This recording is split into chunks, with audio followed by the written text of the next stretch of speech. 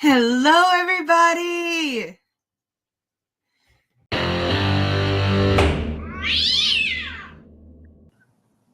Good morning. We are on the record in the matter of People versus Latavis, Trishad Thornton. This is case 25-0203-FY. May I have appearances for the record, please? Mr. Anid? George, thank you, Andrew. George, in the behalf of the people. Thank you. And Mr. Thornton, could you state your name for the record, please? I am Shoulders in here by way of Executive Office for Latavius Trishad Thornton nonprofit organization. Accept that as Mr. Thornton announcing his appearance before the court. We are here this morning for a pre-exam conference. Mr. Anid, it is my understanding that Mr. Thornton has declined representation. However, Mr. Thornton, at every appearance, I need to remind you that you have a constitutional right to be represented by an attorney, and that if you can't afford an attorney, the court will provide one for you. I am particularly proud of the superb public defenders we have in this court. However, you may also retain any attorney you wish. You will get to choose the attorney. You would have to pay them. You have a constitutional right to represent yourself, but I have to warn you that if you proceed representing yourself, you would be held to the same standard as all attorneys who have gone to law school, passed the bar, and been admitted to practice. So the court really can't give you any breaks or help you at all. Is it your wish to represent yourself, sir? Mr. Thornton is aware of the courtroom decorum and the standards and procedures that must be upheld by a person in representation of a party. And as again, Shoulders, I am aware that I do have constitutional rights, not just the ones that were mentioned here before, and also that the exercising of a right is also an expression of a right, which is an invoking of a right, which is a way that a right can be used, and to uphold the proper standards. Mr. Thornton does not wish to get public counsel representation as I am a legal representation by special appearance through the executive office for Mr. Thornton and not the actual entity, Latavius Trishad Thornton. Once again, on the record, it has not been declined that Latavius Trishad Thornton is a nonprofit organization, which, yes, Your Honor, is a person, in fact. And I, the man speaking with a voice and a sound mind. I'm going to cut this off. I don't want to mute you, but we have to move forward. So, we have an attorney standing by. That would be Mr. Foreman, who is a very, very good public defender who is available to you.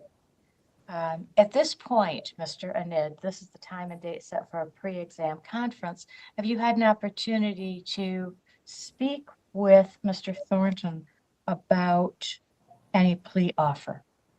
No, Your Honor, and I don't think I'll have any meaningful conversations with him based on what I see. I believe that it's not clear whether what he's doing is intentional or whether this may be a competency issue. But I'm prepared to proceed. I just don't know if we should. I have a concern for his competency, to be honest with you. If the court we had the same issue this time. No, Mr. Thornton, one person at a time. And right now, Mr. Anid is speaking. I mean, I guess I would inquire with whether he knows what a preliminary exam is, and if he understands, if we forward, if he's gonna know what to do. I mean, I believe I have to look at the court rules. I've never dealt with this issue, but I think having standby counsel would be something that would be needed to advise him. I'll look into all that, but I just don't know if he's gonna know what a preliminary exam is. I believe this may just be a competency issue. I don't know, Your Honor. Okay, so actually that's a good question. So Mr. Thornton, I'm going to ask you, what is a preliminary exam? Well, before I address that, may I address No, sir. No, we're gonna focus our answers here. What is a preliminary exam? Your Honor. I'm going to give you one chance to answer. What is a preliminary exam? A court proceeding. Mr. Okay, Thornton will and say what- that the preliminary Okay, and examination what was conducted happens, that's a good answer. What happens at that court proceeding? At a preliminary examination court proceeding, the parties have the opportunity to present evidence, cross-examine each other, and determine whether a case is, whether evidence is admissible to go into continuing proceedings, whether the court has jurisdictions. A plethora of matters may be brought up in a preliminary examination to see if the court has a valid standing, to see if there's anything, to see what may be addressed that's necessary as far as the parties that are at hand, not only to go about things in a one specific fashion. Well, that's pretty, that's a pretty good answer. However, at this point, given a review of Your Honor, the history, the court is going to sua sponte, suggest that a competency exam be ordered. Mr. Anid, I any agree. response?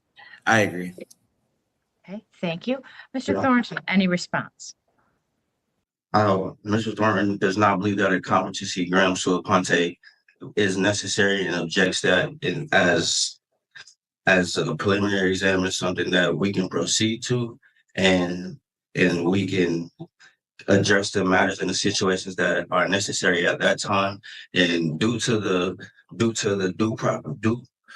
the sake of due process and the judicial precedence of due process, that a criminal or a competency test may delay that, and it could hinder not only Mr. Thornton, but the things that Mr. Thornton does as far as the community and his career and his family and his life and rights, and other people that may be affected by this matter, as well as the public.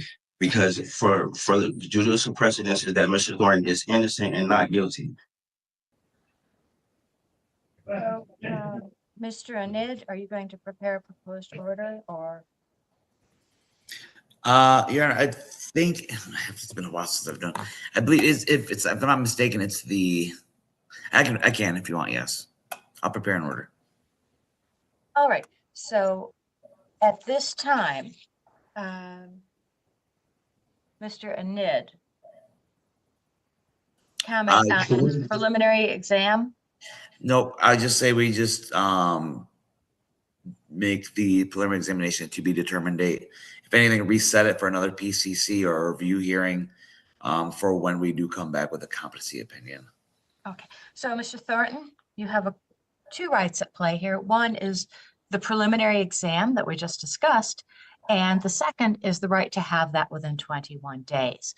So the reason that you have a right to have that within 21 days is to prevent cases from dragging on endlessly. There are certain timelines that have to be met. However, the court can waive that 21 days if it finds good cause. And that would be, for instance, if one side had recently received discovery and was unable to proceed. Another good cause could be if someone was ill or hospitalized. There could be any number of good reasons. So I'm going to ask you, actually, Mr. Thornton, have you received any discovery in this matter? I have not. Mr. Okay, Thornton so has not received because- any instrument. Okay, so, all right, two things then. First, I find good cause to waive the 21-day rule, and we will get Objection, Your a Honor. date. No, sir, just a minute, let me finish. All right. You can't, you don't, no, listen, I don't want to mute you, but I have to get through this. So, you have to have, you have a constitutional right to have knowledge about your case. And if you haven't received any discovery, we can't go forward until you receive it. So two things. First, I'm going to waive the 21-day rule. And just a minute, Mr. Sid. We're going to waive the 21-day rule, and we're going to set a date out in about a month. That'd be a placeholder date. As soon as we get that date, then we'll go to the discovery issue. So next up, where we're going to adjourn this case to turn it. We're going to adjourn this case to I just lost that chat. to a probable cause conference at 8:30 a.m. on April 25th, and a preliminary exam date of 9 a.m. May 1st. Now, Mr. Anid, you wanted to be in a breakout room with Mr. Foreman. I'm guessing you want to discuss discovery. So, And you, Judge. with me, or you want to discuss me? All three of us really quickly. That's okay. Okay. I would like, Do that? Okay. Just a moment, Mr. Thornton. We'll be back in just a moment. Okay. Thank you.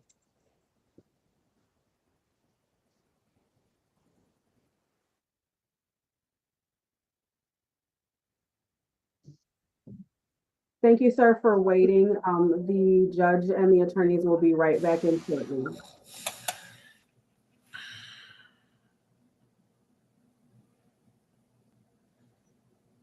All right, we are back on the record in the matter of People versus Latavis Trashad Thornton.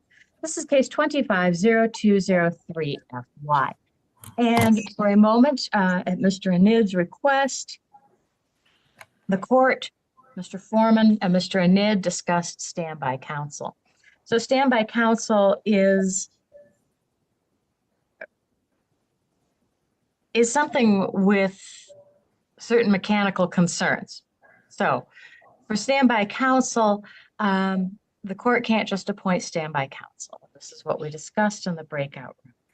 The court, or perhaps its funding unit, the city of East Lansing, would have to enter into a contract with the public defender's office. And if both sides agreed to that and a certain financial rate, then an attorney from the public defender's office would sit next to Mr. Thornton and be available to advise him during all proceedings. Back in the day, when I was on the court appointed list, a judge could just appoint someone and do it. That doesn't exist anymore because of the MIDC. So we discussed the mechanics of that. The court is going to make a formal discovery request on behalf of Mr. Thornton. So Mr. Thornton, you should receive at the jail, or if you post bond, at the address we have on record, all of the materials that a defense attorney would receive that the prosecutor has. At this point, Mr. Anid would like to speak with Mr. Thornton and perhaps see if a plea deal is possible. So Mr. Thornton, you never have to accept a plea deal, but it's worth listening for two reasons. First, there may be something there that you can reach an agreement on. You have a constitutional right to have these charges heard at a trial. Sometimes you can make a bargain, something that is worth giving up your right for a trial, for instance, a lesser charge, a lighter sentence, or both. The other side is you kind of want to know what the prosecutor's thinking about the case. So as a defense attorney, I always wanted to hear what the plea offer was. Even if my client was absolutely not going to take it, it gave me some insight into where the prosecutor was interested in going with the case. Again, you were never required to accept a plea bargain. At this point, because you are representing yourself, I am going to allow you to converse with Mr. Anid, recognizing that you do not have discovery materials, so I do not expect this court to accept a plea bargain today. All right. We're going to put you both in a breakout room, and when you're done, the court will be ready. Thank you.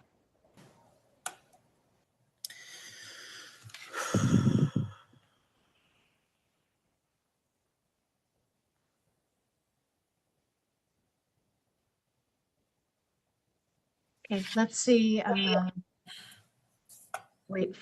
we go.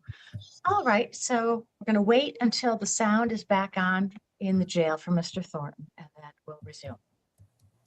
Okay, sound is back on at the jail, so we will go back on the record in the matter of People versus Latavis Trashad Thornton. This is case 25-0203-FY. Mr. Anid, prosecutor and Mr. Thornton, representing himself, have met in a breakout room. So first, because the prosecutor has burden of proof, I'm going to ask Mr. Anid first, then Mr. Thornton, I'll ask you. So Mr. Anid, anything from the breakout room that you'd like to report? Yes, I just want to make sure Mr. Thornton is there because I don't see him on here. Oh, I see him. Do you? Okay. Can you hear me? Okay. Yep. So we discussed. Yep. We discussed a little bit of as much as we could. I believe based on my discussions with him, I don't believe this is a competency issue. I believe this is more of the what Mr. Thornton kind of described earlier. So the plan, I think we both agreed on, is we're asking for another probable cause conference. I'm gonna somehow figure out how to provide him discovery, the complaint, the information, all the charging documents that we have. We're gonna come back. In the meantime, I'm gonna do my due diligence to speak with our office to see how we're gonna go forward with this. Because I know it's my understanding he wants to represent himself. That is his right. I believe based on the questions that you asked earlier, he answered them pretty fairly, Your Honor. I just want to make sure we got all ducks in order. I discussed a misdemeanor offer potentially with them, but also discussed that I encourage him to get a public defender. All these things I think we're going to discuss at the next probable cause conference. I think these are all appropriate matters so I can get my ducks in order. He can have discovery to know what he's looking at. And I believe at the next hearing, we will have a good understanding of what we're doing going forward. Mr. Thornton, is that an accurate report? It's pretty accurate, Your Honor. Just a few more points that we had discussed in that breakout room was also that it was in the discovery we would like to get subject matter in the appointment of the authorities that has been filed onto the record for these proceedings and how we came about to be into the court's jurisdiction for this matter in such fashion. And I think Sorry, that's kind of what that's a word salad. It's not making any soup. Can you make sense at all? Can you rephrase that for me? Mr. Thornton. And Mr. Thornton, please. So just pretty much all in the discovery, we didn't want any documents that have been filed onto the case to be missing, and that's and that's not that's what I mean by not limited to the documents titles that he named. It include an inclusion of all documents filed with all titles under them. And Okay. I'll Yes, chime in Mr. here. Ned. And I think kind of what he may be talking about is, and I could be wrong, is the charging documents, what gives us the authority to proceed forward and how we're proceeding forward. And I explained you should wait until you discover it because I believe that's going to be the complaint, the information, and the other charging documents to see where we're at. I could be wrong, but once he receives those, we'll come back. We'll have all the ducks in order. I think that's a good resolution we both agreed on. And in the meantime, I'll do my due diligence to speak with our office to how we're going to go forward. I told Mr. Thorne, I'm the prosecutor. He understands what the prosecutor is. I'm not on his side, but I did advise I'm here to help get the situation resolved as fast as possible. And I think we both agree that if you find good cause to adjourn this for one more probable cause conference, I believe everything will be situated. The only thing I have to ask is how do I provide discovery to Mr. Thornton? I would guess that you could mail it to him or, yeah, I think. I'll figure it out. I'll ask my office. Communication through the jail.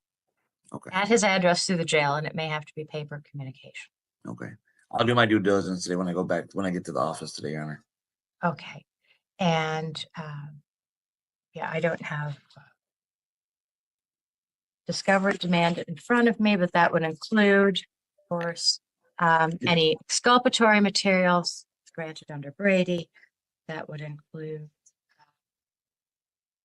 make a request for any body worn camera, any evidence you plan to introduce, any car video, any report that you have in your office other than was protected under attorney-client privilege with the prosecutor or Mr. Thornton, anything further this morning? Not at this time, Your Honor. Just new dates, Your Honor. New dates. Our new probable cause. Okay, so we had the dates, and that is 8:30 a.m., April 25th, for a probable cause conference, and 9 a.m., May 1st, for a preliminary exam. Okay, so the next probable cause conference is about a month away. Does that sound right? Yes. Okay. All right. So, Mr. Thornton, if at any time you change your mind, you can communicate with the court and or Mr. Anid about requesting counsel. At every hearing, I'm obligated to tell you your right about counsel and to determine the parameters of that. All right, so we will see you back at 8:30 a.m. April 25th. That is all. Thank you, Your Honor. Thank you. Take care. Thank you. Be safe, be well, sleep sweet, and much love.